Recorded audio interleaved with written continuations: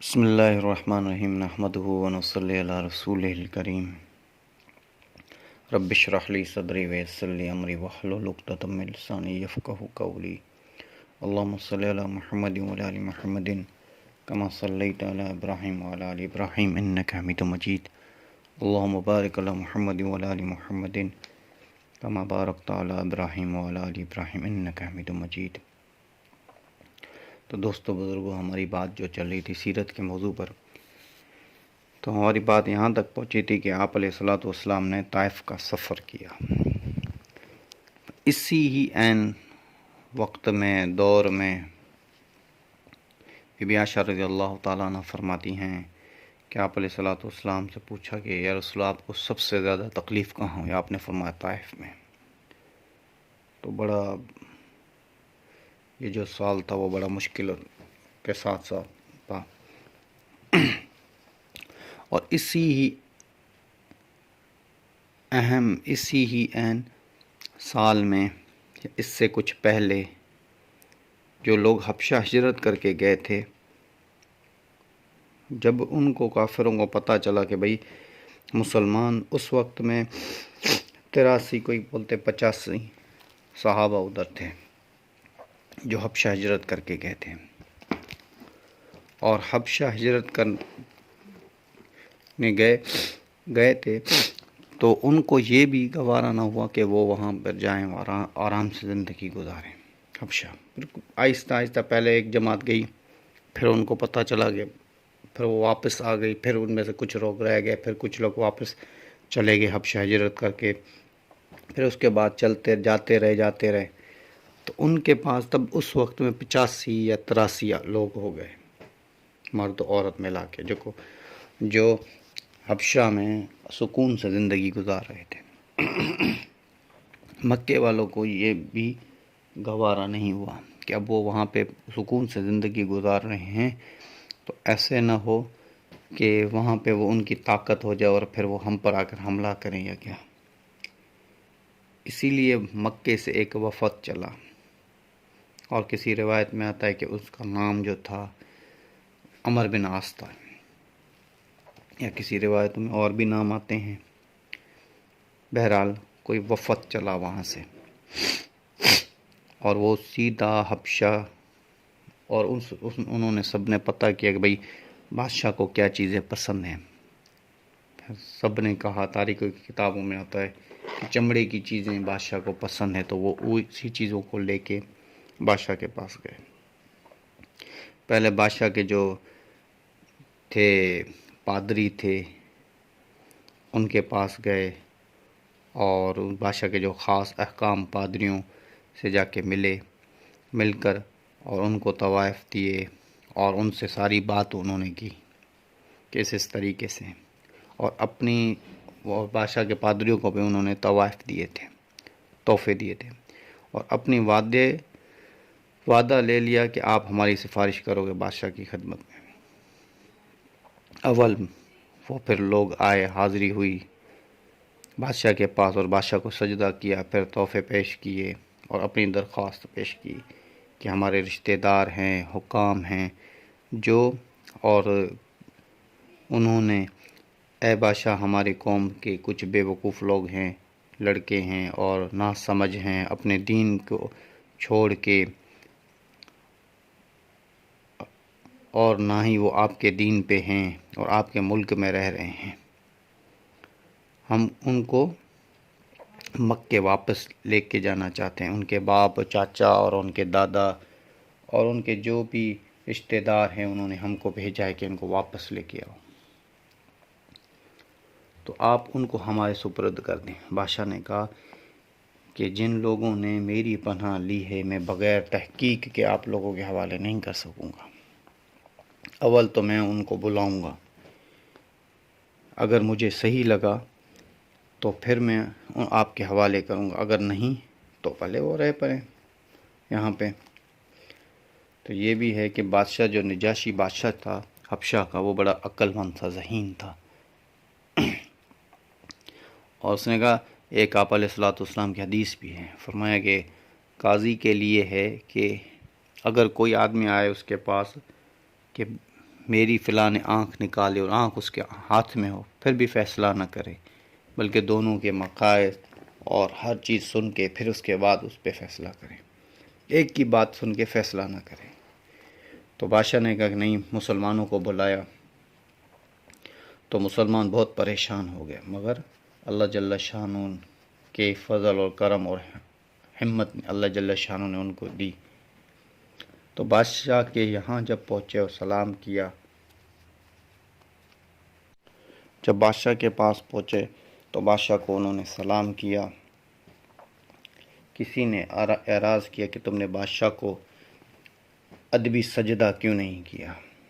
تو ان لوگوں نے کہا کہ ہم صرف ہمارے نبی صلی اللہ علیہ وسلم نے اللہ کے سوا کسی کو سجدے کا حکم نہیں دیا۔ اس کے بعد بادشاہ سے حالت دریافت کی۔ حضرت جعفر رضی اللہ تعالیٰ عنہ جو حضرت علی کرم اللہ وجہہ کے بھائی تھے، آگے بڑھے اور فرمایا ہم لوگ جہالت میں تھے، پڑے ہوئے تھے، نہ اللہ کو جانتے نہ اس کے رسول کے سے واقف تھے، پتھروں کی پوجا کرتے تھے، مردے گوشت کھاتے تھے، مردے جو جانور ہوتے تھے ان کا گوشت کھاتے تھے، اور بڑے کام برے کرتے تھے، رشتہ داروں میں سے توڑ کرتے تھے، ہم ضعیف جو ہوتے تھے ان پہ ہم ظلم کرتے تھے، ان کو ہلاک کرتے تھے۔ ہم اسی حالت میں تھے کہ اللہ تعالیٰ جل شانہ نے اپنا ایک رسول ہم میں بھیجا، جس کی نسبت کو اور اس کی سچائی کو اور اس کی امانت داری کو پر اور اس کی پرہیزگاری پر ہم خوب جانتے تھے۔ اس نے ہمیں اللہ وحدہ لا شریک لہ کی عبادت کی طرف بلایا اور پتھروں اور بتوں کے پوجنے سے منع فرمایا۔ اس نے ہم کو اچھے کاموں کرنے کا حکم دیا، برے کاموں سے منع کیا۔ اس نے ہمیں سچے بولنے کا حکم کیا، امانت داری کا حکم دیا، صلح رحمی کا حکم دیا، پڑوسی کے ساتھ اچھے برتاؤ کا حکم کیا، نماز، روزہ، زکوٰۃ، خیرات وغیرہ کا حکم دیا، اور اچھے اخلاق کی تعلیم دی۔ زنا، بدکاری، چوری، جھوٹ، یتیموں کا مال کھانا کی اور تہمت لگانا اور اس قسم کے برے اعمال سے منع فرمایا۔ ہم کو اللہ پاک جل شانہ کے قرآن کی تعلیم دی، ہم اس پر ایمان لائے اور اس کی فرما برداری کی تعمیل کرتے ہیں، جس پر ہماری قوم ہماری دشمن بن گئی اور ہم کو ہر طرح سے ستایا گیا۔ ہم لوگ مجبور ہو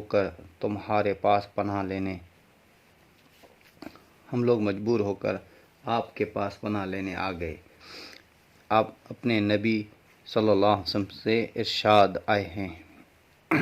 بادشاہ نے کہا کہ جو قرآن تمہارے نبی صلی اللہ علیہ وسلم لے کر آئے ہیں اس میں سے کچھ مجھ کو بھی سناؤ۔ حضرت جعفر رضی اللہ تعالیٰ عنہ سورۃ مریم کی اول آیتیں پڑھی، جس کو سن کر بادشاہ بھی رو دیا اور اس کے سارے پادری نے بھی رو پڑے، سب کے سب رو پڑے اس بات پر، اور اتنا روئے کہ ساروں کی داڑیاں تر ہو گئی۔ اس کے بعد بادشاہ نے کہا خدا کی قسم یہ کلام اور جو حضرت موسیٰ علیہ السلام کلام لے کے آئے وہ ایک ہی روح سے نکلے ہوئے ہیں، اور ان لوگوں سے صاف انکار کر دیا کہ تمہارے حوالے نہیں کروں گا۔ وہ لوگ بڑے پریشان اور بڑی ذلت اٹھانی پڑی ان لوگوں کو۔ آپس میں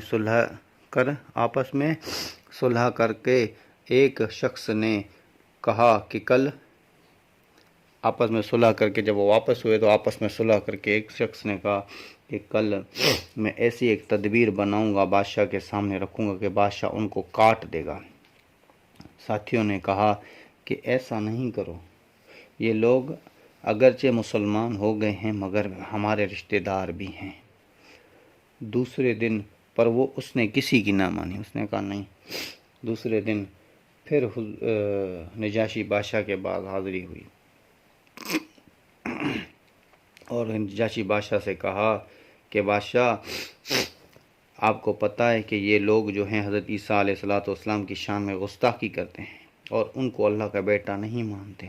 بادشاہ نے پھر مسلمانوں کو بلایا اور صحابہ کرام رضوان اللہ علیہ اجمعین فرماتے ہیں کہ دوسرے دن بلانے کی وجہ سے ہم بہت زیادہ پریشان ہو گئے۔ بہرحال ہم گئے۔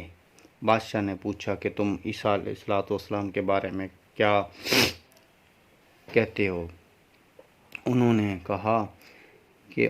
کہا کہ وہی کہتے ہیں جو ہمارے نبی علیہ السلام نبی پاک صلی اللہ علیہ وسلم پر ان کی شان میں آیتیں نازل ہوئیں، اور اللہ تعالیٰ جل شانوں کے بندے ہیں، اس کے رسول ہیں، اور اس کی روح ہے، اور اس کے کلام میں جس کو خدا نے کنواری اور پاک مریم کی طرف ڈالا۔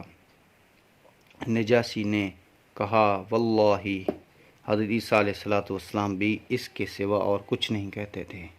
پادری لوگوں کو آپس میں چک چک کرنے لگے۔ نجاشی نے کہا تم جو چاہے کہو۔ اس کے بعد نجاشی نے ان کے طوائف جو تحفے تھے، جو کافروں کے تحفے، جو مکے والوں کے تحفے تھے، ان کو واپس کر دیا اور مسلمانوں سے کہا کہ تم امن میں ہو، جب جتنا چاہے تم یہاں پر رہ سکتے ہو، اور یہ اعلان بھی کروا دیا پورے حبشہ میں کہ جس نے ان کو ستایا ان سے بادشاہ بدلہ لے گا، اگر جس نے ان کو ستایا۔ تو خمیس کی یہ روایت میں ہے۔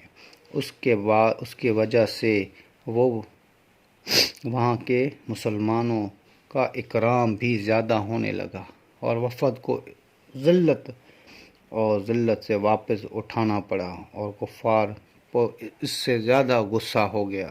ایک تو حضرت عمر رضی اللہ تعالیٰ عنہ کا اسلام لانا بھی ان کے لیے بہت ہی غصے والا تھا، اور پھر اس کے بعد نجاشی سے وہ جو مایوس ہو کے واپس ہو گئے۔ تاریخ کی کتابوں میں آتا ہے کہ نجاشی جو ہے ان کو اتنا قرآن اچھا لگا، اتنا اس کو قرآن کا سرور ملا، حضرت جعفر رضی اللہ تعالیٰ عنہ کو بلایا کرتے تھے، اکیلے میں پھر قرآن سنا کرتے تھے۔ پھر اس کی جو خلافت تھی، اس کی جو بادشاہی تھی، اس میں توڑ پڑ گیا۔ انہوں نے کہا بھائی آپ تو مسلمان ہو گئے۔ پھر انہوں نے آپس میں جو پادری تھے، انہوں نے آپس میں مشورہ کر کے بھائی یہ تو عیسائیت کی حکومت ہے، تو آپ ایسا نہیں کر سکتے کہ آپ مسلمان ہو گئے ہو، ہمیں پتہ چلا ہے یہ۔ تو نجاشی نے کیا کیا؟ نجاشی بادشاہ جو بڑا عقل مند بادشاہ تھا، اس نے کیا کیا کہ سورۃ مریم کو اپنے دل کے اندر کی جیب میں سورۃ مریم کو رکھ دیا، اور پھر نجاشیوں نے کہا بھائی اگر آپ کا عقیدہ، پادریوں نے کہا اگر آپ کا عقیدہ یہ ہے کہ آپ اللہ کے، جو ان کے جھوٹے عقائد تھے کہ آپ اللہ جل شانہ کے جو بیٹے ہیں وہ عیسیٰ علیہ السلام کو مانتے ہیں، اور ایسے کر کے، تو اس بادشاہ نے جو ہے نجاشی نے اپنی جیب پہ ہاتھ ڈال کے کہا ہاں میں اس پہ ایمان لاتا ہوں۔ حقیقت میں وہ ایمان لا رہا تھا اس پہ، میں اس پہ ایمان رکھتا ہوں جو سورۃ مریم میں لکھا ہوا۔ اور فرمایا نجاشی بادشاہ وہ تھے، تو بہرحال پھر ان کو پتہ چل گیا، تاریخ کی کتابوں میں آتا ہے ان کو پتہ چل گیا۔ پھر انہوں نے کہا ہم آپ سے جنگ کریں گے۔ بادشاہ نے کہا کہ اگر جنگ کرو گے تو جنگ پر میں ایسے نہیں، مسلمان ہو گیا ہوں، اگر تم لوگ جنگ کرنا چاہتے ہو تو بھلے کرو۔ پھر جو ان میں مخالفین تھے وہ ایک طرف ہو گئے، بادشاہ ایک طرف ہو گیا، اور بادشاہ کے ساتھ بھی ماننے والے کافی تھے۔ پھر جب انہوں نے جنگ کی تو فرمایا کہ حضرت زبیر رضی اللہ تعالیٰ عنہ ایک صحابی تھے، سمندر کے دوسری طرف رہتے تھے سارے مسلمان، تو ایک صحابی تھے حضرت زبیر رضی اللہ تعالیٰ ان کو بھیجا۔ پھر انہوں نے کہا جا کے تم دیکھ کے آؤ۔ جب دیکھا تو فتح جو تھی وہ بادشاہ کی ہو گئی تھی، نجاشی بادشاہ کی فتح ہو گئی تھی۔ تو انہوں نے آ کر یہ خوشخبری دے دی کہ نجاشی بادشاہ کی جو ہے نا وہ فتح ہو گئی۔ تو یہ تاریخ کی کتابوں کے واقعات ہیں، اور نجاشی بادشاہ مسلمان ہو گیا تھا، تو آپ علیہ الصلوۃ والسلام نے نجاشی کا جنازہ بھی خود پڑھایا، حتیٰ کہ کہاں پہ مکہ مدینہ کہاں اور حبشہ کہاں پہ ہے۔ جب نجاشی کی وفات ہوئی تو جبرائیل علیہ والسلام نے اللہ کے رسول کو، یا رسول اللہ نجاشی جو ہے ان کی وفات ہو گئی ہے، تو آپ علیہ والسلام نے پھر ان کا جنازہ، غائبانہ جنازہ پڑھا۔ اس پہ بھی علماء کرام کہتے ہیں کہ بھائی جو غائبانہ جنازہ ہے وہ نہیں ہو سکتا۔ باقی جو ہیں وہ اسی بات کو دلیل لے کے آگے رکھتے ہیں، جیسے اہل حدیث حضرات ہو گئے اور شافعی حضرات ہو گئے اور حنبلی حضرات ہو گئے۔ امام ابو حنیفہ جو ہے وہ اس دلیل کو کہتے ہیں کہ ہاں آپ کی بات تو صحیح ہے، پر صرف یہ ایک واقعہ ہے، اور صحابی اور جبرائیل علیہ والسلام نے اللہ کے رسول کو بتایا۔ پھر جبرائیل علیہ والسلام نے جیسے بیت المقدس کو آپ کے سامنے کر دیا، ویسے آپ علیہ والسلام کے سامنے اس کے جنازے کو لا کے رکھ دیا۔ ایک دلیل یہ ہے، ٹھیک ہے۔ دوسری دلیل یہ کہ آپ علیہ والسلام کے کتنے صحابہ کے موتہ میں کتنے صحابہ شہید ہوئے، آپ علیہ والسلام نے کسی کا جنازہ نہیں پڑھایا، کیونکہ اس کا جنازہ نہیں ہوا تھا پہلے، اور اللہ نے ان کو خود لا کے رکھ دیا۔ امام ابو حنیفہ یہ دلیل دیتے ہیں کہ غائبانہ جنازہ کسی کا نہیں ہو سکتا۔ تو فرمایا کہ پھر یہ بھی دلیل دیتے ہیں امام ابو حنیفہ کہ ایک بار ایک خادمہ تھی جو مسجد کی صفائی کیا کرتی تھی، اور وہ بیمار ہو گئی، تو نبی پاک صلی اللہ علیہ وسلم نے فرمایا کہ یہ خادمہ مسجد ہیں، مسجد کی خدمت کیا کرتے، جب اس کو کچھ ہو، جب اس کی موت آ جائے تو مجھے بتا دینا، وفات کر جائے تو مجھے بتا دینا۔ تو آپ علیہ والسلام سوئے ہوئے تھے رات کے ٹائم، تو اس کی وفات ہو گئی، تو صحابہ نے جنازہ پڑھ کے دفن کر دیا۔ تو حضور اکرم صلی اللہ علیہ وسلم کو صبح کو پتہ چلا، تو آپ نے فرمایا مجھے آپ نے بتایا کیوں نہیں؟ تو صحابہ نے کہا یا رسول اللہ آپ سو رہے تھے، ہم نے کہا کہ آپ کی نیند خراب نہ کریں۔ تو آپ علیہ والسلام نے کہا کہ مجھے اس کی قبر پر لے کے چلو۔ پھر جب اس کے قبر پر لے کے، تو آپ علیہ والسلام نے جنازہ پڑھا، پھر دعا پڑھی اس کے لیے۔ تو اس پہ امام ابو حنیفہ کہتے ہیں کہ اگرچہ یہاں پر غائبانہ جنازہ ہوتا تو آپ علیہ والسلام اس کی قبر پر کیوں آتے ہیں؟ آپ علیہ والسلام اس کی قبر پر کیوں آتے؟ ایک بات یہ۔ دوسرا کہ غائبانہ جنازہ اس بات پہ بھی پڑھا تھا آپ علیہ السلام، کیونکہ نجاشی کا جنازہ پڑھنے والا کوئی نہیں تھا۔ نجاشی کا جنازہ پڑھنے، کیونکہ وہ اکیلا ہی مسلمان تھا، اور جب مر گیا اور جب اس دنیا سے چلا گیا، تو اسی اسنا میں پھر آپ علیہ والسلام نے جو ہے پھر مسلمان جو ان کو تکلیفیں دیتے، پھر آپ علیہ والسلام جو طائف کا سفر شروع کیا، یا اس کے ساتھ ہے یا اس سے تھوڑا آگے ہے یا اس سے تھوڑا پیچھے، مطلب اسی سالوں میں آپ علیہ والسلام نے طائف کا سفر شروع کیا، جو میں آپ کو پہلے اس کا قصہ بتا چکا ہوں۔ آگے بات چلتی رہے گی انشاءاللہ۔ وما علینا الا البلاغ۔